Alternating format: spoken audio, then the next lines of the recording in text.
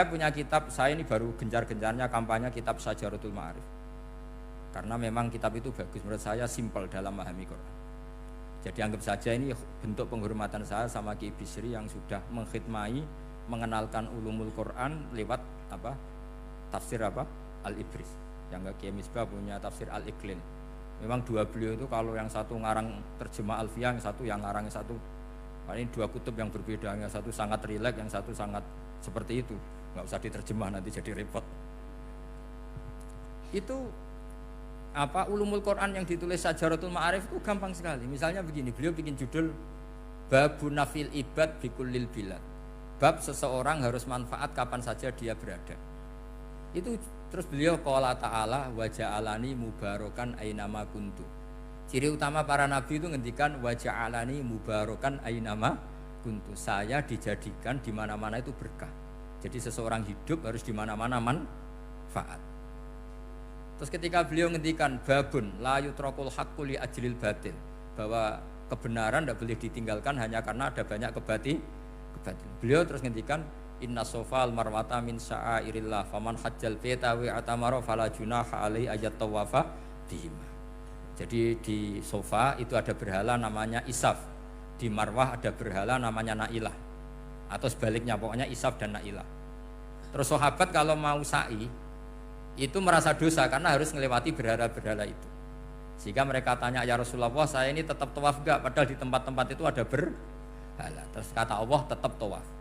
Nah, tetap tawaf ini artinya apa? Melakukan barang hak meskipun di situ banyak kebatilan. Itu manhajnya para orang-orang alim kita. Mbah Mun, Mbah Mus itu ya berkawan sama orang yang macam-macam. Kamu tidak usah ngeritik. Itu fikihnya sudah kelas tinggi. Fikihnya tuh la yutrakul haqqu li ajlil batil. Saya di mana-mana cerita. Saya punya kitab namanya Khilyatul Auliya wa Tabaqatul Asfiya. Itu syarat kamu kalau daftar wali harus punya kitab itu. Khilyatul Auliya wa Tabaqatul Asfiya. Itu karangannya Abu Nu'aim Al-Asfihani. Kitab itu yang jadi indukan Ihya ketika menyebut manaqibul akhyar. Kita tahu Ihya kalau bab tasawuf mengikuti Kutil Qulub yang di kalangan Abu Thalib Al-Makki.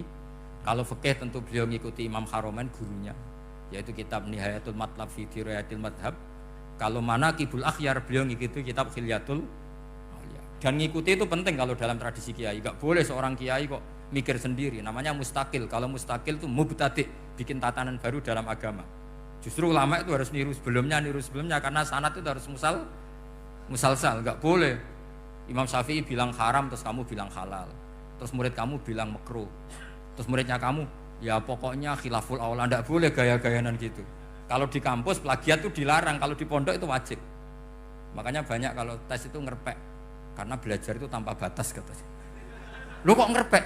Mboten ya, jare belajar kapan saja. Jadi mboten ngerpek, mutolaah pas tes. Jadi kacau tuh santri itu. Mutolaah tapi pas apa? Tes. Itu dalam kitab Khilyatul Auliya diterangkan. Uniknya rawinya itu siapa? Sufyan bin Uyainah, orang yang sangat khusyuk, gurunya Imam Syafi'i. Kita tahu Imam Syafi'i punya guru zaman di Mekah itu namanya Muslim bin Khalid Az-Zanji. Dalam hadis ngikuti Sufyan As-Sawri sama Ibnu Uyainah. Tapi beliau intisabnya lebih ke Imam Malik ketika ngaji apa? Muwatta. Terus beliau punya guru usul fikih namanya Muhammad bin Hasan Asy-Syaibani. Itu Sufyan bin Uyainah dalam kitab itu diceritakan pernah suatu saat Isa sama Yahya. Ini supaya saya tahu fikihnya Mbah Mun, fikihnya Mbah Mus. Isa sama Yahya itu satu nabi yang sama-sama muda, yang satu angkatan. Saya berkali-kali cerita, nabi yang satu angkatan itu ada 3. Tapi yang 2 ini enggak level, yaitu Ibrahim dan Lut. Tapi enggak level karena Lut itu adalah pernah keponakan siapa? Ibrahim. Musa dan Harun, tapi Harun itu enggak levelnya Musa karena dia jadi nabi berdasar proposal Nabi Musa. Jadi Nabi Musa itu alsak, agak pelak. Sehingga beliau kalau menjelaskan kesulitan terus pakai jubir. Makanya kemarin-kemarin itu ada wali yang kalau ngomong pakai apa? Jubir. Akhirnya Nabi Musa ngendikan apa? Waj'alli waziran min ahli Haruna akhi usdud bihi azri wa asyrikhu fi amri. Ya Allah, saya ini lisannya agak pati fasih. Tolong Harun sing huwa afsahu minni lisanan. Yang lisannya lebih fasih tolong jadikan nabi. Sama Allah dituruti, Harun jadi apa? nabi. Tapi yang dapat wahyu Musa, jadi dia hanya jubir. Makanya seangkatan tapi tidak level. Yang seangkatan level itu hanya Yahya dan Isa. Nabi Isa kita tahu berstatus wa yukallimun nasa fil mahdi wa kahla. Jadi mulai kecil sudah pinter. Nabi Yahya ya gak kalah keren. Ya Yahya khudil kitab bi quwwah wa atainal hukma sabiyya. Ketika kecil sudah pinter. Jadi ini rivalitas dalam ilmu. Makanya khilaf itu penting. Jangan gontok-gontokan, berarti ora tau ngaji. Khilaf itu penting. Nabi Yahya itu kalau jalan-jalan sampai Nabi Isa, itu yang Nabi Yahya mesti tanya, aina khiyarun nas, rumahnya orang baik mana? Saya mau nginep di situ. Mesti tanya gitu kalau di satu perkampungan yang beliau-beliau sedang jalan-jalan. Tapi kalau Nabi Isa tanyanya aneh, aina syirarun nas, wong sing elek-elek manggone nang ndi? Akhirnya ini kan terjadi debat, tapi karena sama nabinya ya ndak debat kusir terus, kubu-kubunan kosong berapa sama kosong berapa, ndak, ini samanya. Ya sama-sama kosong-kosong, sama-sama orang ikhlas itu kosong-kosong. Sama lama terus debat kecil. Kenapa kamu tanya aina khiyarun nas? Mana orang-orang baik? Jawabnya Nabi Yahya, ya kumpul orang baik itu enak, nyaman, teduh, enak lah. Lah kamu kenapa kok tanya mau nginep di aina syirarun nas? Ana nabiyun, ana tobibun, udawil mardu. Saya ini dokter, nabi itu dokter. Di mana-mana dokternya menunjukkan yang sakit.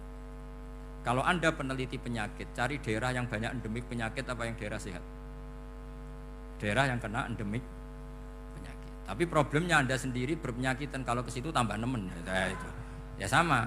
Kalau kamu kira-kira tidak kuat ya jangan kumpul orang yang seperti itu. Kamu tidak kuat kan? Malah katut. Tapi fikih-fikih kiai-kiai kita, guru-guru kita, berteman orang macam-macam tenang saja. Karena mereka kekuatan kesalehannya sudah absolut, sudah kuat sekali. Ya tentu bi'aunillah wa bitaufiqi. Sehingga kamu tidak usah meki para guru-guru kita. Saya pernah didhawuhi Mbah Mun. Ya Jong ya aku wis ketemu Megawati. Piye-piye Indonesia kudu damai. Engko nak tukaran ya repot. Jane yo piye, aku yo kiai. Artinya beliau harus ketemu karena untuk supaya Indonesia itu damai. Beliau anggap saja makili religius, Bu Mega makili apa? Nasional. Dan Indonesia damai itu kalau ada kerjasama antara kaum nasionalis dan kaum apa? Religi. Jadi yang namanya damai itu penting sekali. Sampai Rasulullah itu pernah berdamai sama orang yang jelas-jelas kafir. Apalagi Indonesia belum sampai seperti itu. Yaitu kita tahu dalam Sulhul Hudaybiyah, Nabi berakad damai sama Suhail bin Amr. Padahal kalau kamu Qur'annya sudah seperti itu, maka Qur'an itu punya kekuatan yang luar biasa. Ketika Sayyidina Ali konflik sama Sayyidina Muawiyah, itu dirumuskan kita berdamai. Setelah kita berdamai, terus ada pertanyaan begini. Lalu orang yang sedang konflik itu nak ketemu raine, roh raine wis ra seneng. Ning dinggon jenenge konflik ketemu raine wis ra seneng. Oke, kita pakai mediator, kata Sayyidina Ali. Akhirnya Sayyidina Ali pakai mediator, Muawiyah pakai mediator. Terus orang Khawarij bilang, dalilnya apa mediator itu? Enggak ada Qur'annya. Itu orang Khawarij. Sama enggak usah tanya, kalau orang sekarang yang apa Gus? Wah itu mari fitnah, itu provokator berarti tanya gitu.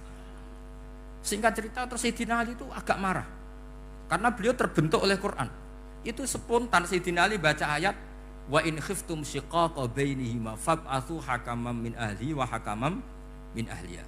Jika suami istri menghadapi konflik, di mana-mana konflik roh raine kan gak seneng.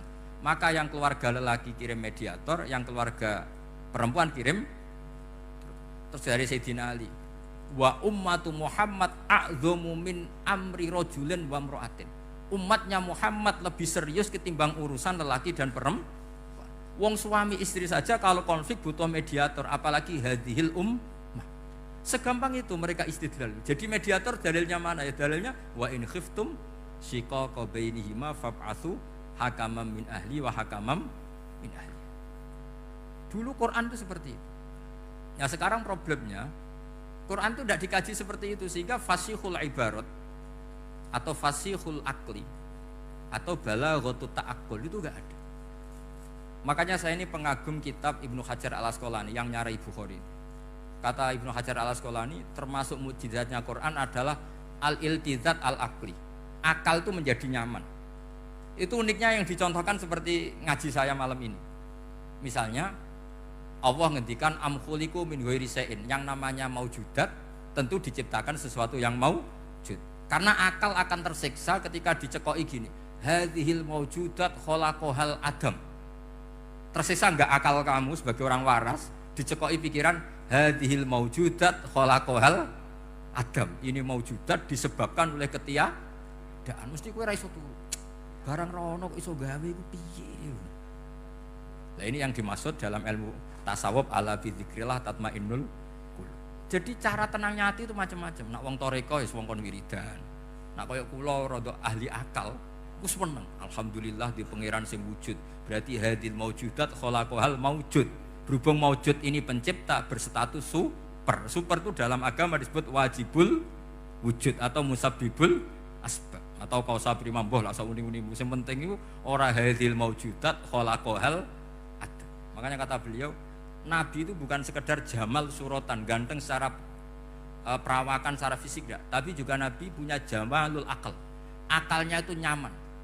Yaitu kita disuruh iman dengan sesuatu yang memang kita nyaman. Seperti kita disuruh iman bahwa alam ini diciptakan oleh Allah, oleh al-mawjud yang super. Kan terus nyaman. Coba kalau kamu diajarin Islam, alam ini yakini yang menciptakan adalah ketiadaan. Oh, kamu kuliah sampai profesor sampai dokter pusing, ini ajaran apa? Sesuatu yang tidak ada menyebabkan sesuatu yang ada. Itu namanya termasuk ajaran ini indah karena ada al-iltizat al-akli, kenyamanan apa berpikir karena terusnya.